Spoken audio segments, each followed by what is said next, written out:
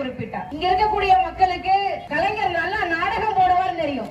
அவர் நல்லா வசனம் எழுதுவார் சொன்னேன். அவர் என்ன கலைஞர் அப்படிங்கிறது தெரியாது. அவருக்கு ஏன் கலைஞர் கருணாநிதி அப்படின்னு பேர் வந்தது அப்படின்னா தமிழர்களின் ஒற்றுமையை கலைப்பார், அதனால் அவர் கலைஞர் கருணாநிதி. ஐயா ராமதாஸ் அவர்கள் தன்னுடைய வன்னிய சமூக மக்களுக்கு கல்வியில வேலை வாய்ப்பு இடஒதுக்கீடு வேண்டும் என்று மரத்தை வெட்டி போட்டு கடுமையான போராட்டங்கள் செய்து வன்னியர் சங்கத்தை பாட்டாளி மக்கள் கட்சியாக மாற்றி அதை தமிழ்நாட்டில் ஒரு வலிமை மிக்க அரசியல் கட்சியாக மாற்றி வைத்திருக்கும் போது பாட்டாளி மக்கள் கட்சியில் இருந்து அண்ணன் வேல்முருகனை ஒருவர் தமிழ்நாட்டில் தமிழர்களின் ஒற்றுமையை குலைப்பார், கலைப்பார், அதனால் அவர் கலைஞர் கருணாநிதி.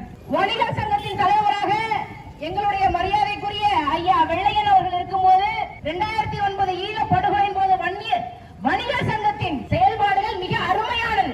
வணிகர் சங்கம் தமிழ்நாடு அரசாங்கத்தை இயக்கக்கூடிய அளவுக்கு மிக வலிமையாக ஒற்றுமையில் ஓங்கி திகழ்ந்தது.